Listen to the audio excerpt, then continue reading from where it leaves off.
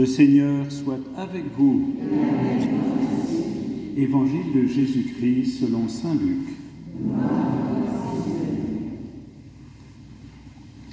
En ces jours-là, Marie se mit en route et se rendit avec empressement vers la région montagneuse, dans une ville de Judée. Elle entra dans la maison de Zacharie et salua Élisabeth. Or, quand Élisabeth entendit la salutation de Marie, l'enfant tressaillit en elle. Alors Élisabeth fut remplie d'Esprit Saint et s'écria d'une voix forte, « Tu es bénie entre toutes les femmes, et le fruit de tes entrailles est béni. D'où m'est-il donné que la mère de mon Seigneur vienne jusqu'à moi? Car lorsque tes paroles de salutation sont parvenues à mes oreilles, l'enfant a tressailli d'allégresse en moi. Heureuse celle qui a cru à l'accomplissement des paroles qui lui furent dites de la part du Seigneur. » Acclamons la parole de Dieu.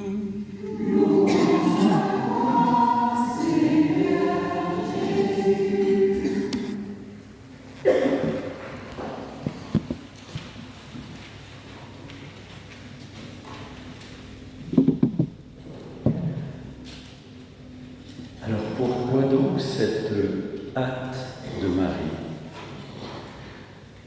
On a entendu certainement que Marie s'empressait par esprit de service auprès d'Élisabeth. Peut-être c'est une manière de voir, et il y a peut-être aussi autre chose. Quoi donc? Alors, Marie sait que Dieu est intervenu en elle,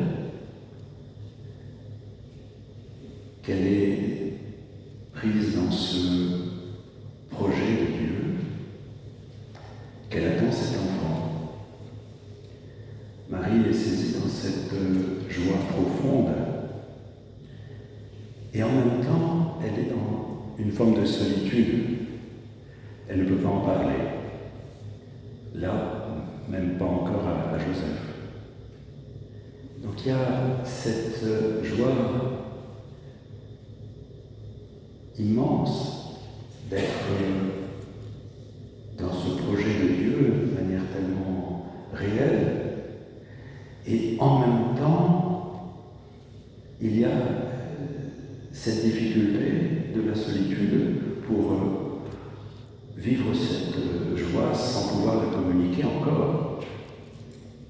Alors comme l'ange lui a donné une piste, il lui a dit, tu vois, Marie, il se passe quelque chose pour Élisabeth aussi.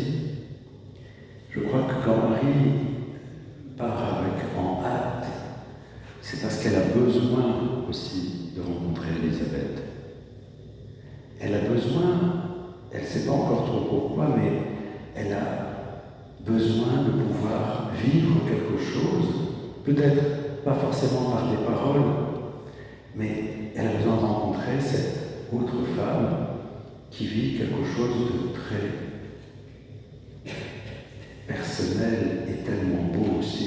Cette femme qui ne pouvait pas avoir d'enfant et qui, tardivement, va pouvoir mettre au monde cet enfant.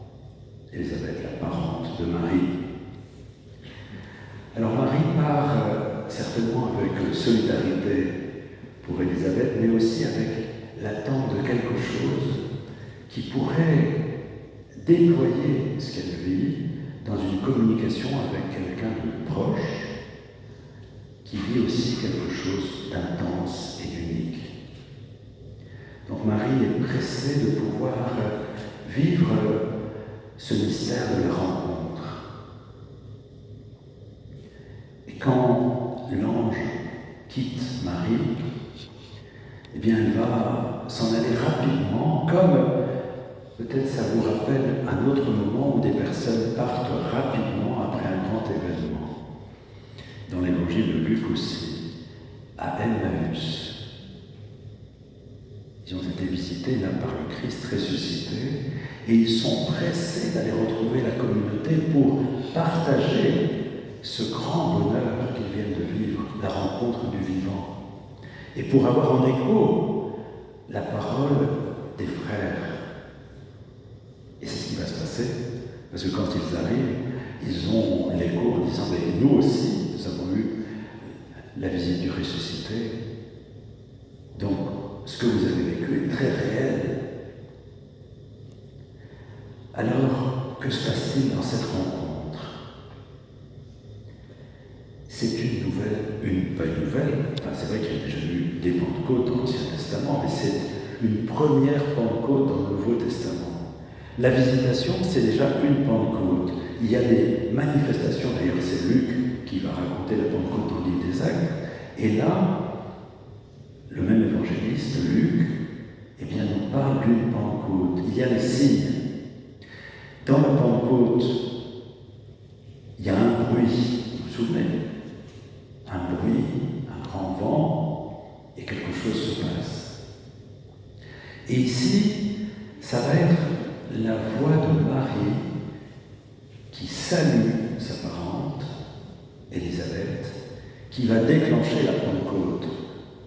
Parce qu'au moment où Élisabeth entend la voix de Marie, elle ressent en elle, au son de cette voix, comme à la Pentecôte, quand il y a eu ce grand bruit, ce grand vent, eh bien Élisabeth sent au plus profond d'elle-même que l'enfant bouge, que l'enfant tressaille en elle. Et vous voyez, il y a là un moment extraordinaire parce que, à partir de ce moment de l'Esprit Saint qui passe à travers la voix de Marie au plus profond d'Élisabeth, il y a ce tressaillement qui est le signe que quelque chose est en train d'arriver. Et qu'est-ce qui va arriver à ce moment-là? Eh bien, Élisabeth, en réaction, va avoir une parole pour Marie. Vous voyez ce va-et-vient dans la communion. Et ça peut nous dire quelque chose aussi.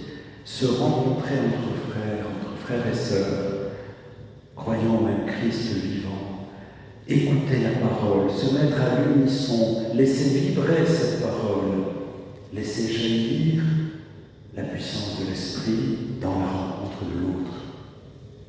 C'est ça que nous sommes amenés à vivre. Nous sommes amenés à vivre des Pentecôtes. Est-ce que nous en avons conscience? Est-ce que nous avons envie d'être animés par l'Esprit de Pentecôte qui s'est saisi d'Élisabeth, de Marie, de Jésus et de Jean-Baptiste à ce moment-là? Et alors, quelle est la parole, la révélation qui va être faite à Marie? Bien, la révélation, c'est sur Jésus, bien sûr. Voilà. Mon Seigneur qui me visite à travers toi, la mère du Seigneur. C'est ce que dit Élisabeth. Mais, un peu plus loin, elle va dire, je répète, oui, bienheureuse celle qui a cru à l'accomplissement de ce qui lui a été dit de la part du Seigneur. Et là, c'est la clé de la vie de Marie, la clé de ce qui se passe. Marie, dans sa fragilité, dans sa faiblesse, s'est ouverte en confiance à la promesse. Et c'est pour ça que tout se réalise en elle. Et je crois que ce soir, si on pouvait être touché par ça, nous aussi, si on veut que quelque chose se passe, il nous faut faire confiance en l'œuvre du Seigneur, en nous et dans le monde. Tout à l'heure, j'étais à l'entrée du Champ de Mars, à l'entrée de la galerie, vous savez, avec des jeunes, des quartiers, et puis avec des représentants de l'islam et le représentant des Juifs d'Angoulême. J'ai été touché par ce que m'a dit Kader, que vous connaissez, qui est déjà venu parler ici, et aussi Gérard Benguigui, qui est venu aussi avec Kader pour parler. Et j'ai été touché parce qu'ils ont dit « c'est dur pour nous en ce moment ». Parce que Kader disait « à chaque fois qu'il y a un attentat, comme hier soir, eh bien c'est nous, la communauté musulmane ici, qui sommes comme déstabilisés parce qu'on nous regarde d'un drôle d'air et on pense qu'on est les responsables. Et puis Gérard Benguigui qui disait avec tout ce qui se passe actuellement en Israël, à Gaza et ailleurs, bien l'antisémitisme est en train de monter de manière très forte en France. Vous avez remarqué, il y a des paroles qui se libèrent, qui font pas honneur à ceux qui les prononcent. Alors, vous voyez, moi j'étais touché par ces deux frères, un frère musulman, un frère juif, on était tous les trois là, au Champ de Mars, et je me disais comment faire pour travailler ensemble un monde meilleur. Comment faire pour travailler ensemble à la paix? Comment faire pour faire renaître une vraie fraternité?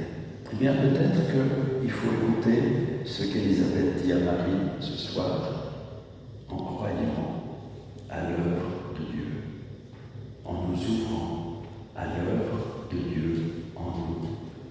C'est ça. Le Seigneur peut faire des miracles dans nos vies si on accepte, comme Marie, de s'ouvrir à la puissance de son amour qui vient pour demeurer en nous et faire en nous et dans le monde toutes choses nouvelles. Toutes choses nouvelles. Est-ce que nous croyons que la puissance de Dieu peut agir dans notre faiblesse? Je vois vos mines réjouies, donc je sais que vous le croyez. Je vois vos sourires, donc je sais que vous adhérez à cette parole. Oui, Dieu est capable de faire du nouveau, parce que je vais m'ouvrir à son amour, parce que je vais m'ouvrir à sa parole, comme Marie, avoir confiance. Et à ce moment-là, je laisse naître en moi, dans ma communauté, dans le monde, une nouvelle présence de Jésus. Hier, nous étions chez Janine et Jean-Pierre. Quelques-uns y étaient. C'était formidable de voir Jean-Pierre qui chantait avec nous. Il ne pouvait pas forcément parler, mais il chantait. Je l'ai entendu. Tu es d'accord, Annie? Nicole, vous l'avez entendu? Il chantait. Ah, tout à fait. Ah oui, non, mais il chantait. Moi, je l'ai entendu. Donc, vous voyez, Jean-Pierre qui est tout à fait à la fin du parcours, on célèbre l'Eucharistie ensemble autour de lui, et il s'associe. Et puis à la fin, à la fin de la messe, on fait un signe de croix, et on a vu qu'il essayait de faire le signe de croix. Il était complètement présent. Ma puissance se déploie dans la faiblesse, dit le Seigneur, quand je m'ouvre à son amour. Et Jean-Pierre, hier, il était ouvert à l'amour de Dieu. Ça se sentait, ça se voyait, n'est-ce pas, Nick? Alors, peut-être qu'on peut y croire que Dieu peut faire toutes choses nouvelles, croire que la parole peut se réaliser, croire que si, comme Marie et Élisabeth, qui se sont rencontrés, qui dans leur rencontre ont permis aussi aux précurseurs et aux seigneurs de se rencontrer aussi, s'il n'y avait pas eu ces deux femmes, là, Jésus et Jean-Baptiste ne se seraient pas rencontrés, il fallait qu'elles soient là. Ces femmes qui annoncent que la rencontre est possible. Et bien que le Seigneur nous donne de croire à notre tour que nous pouvons tressaillir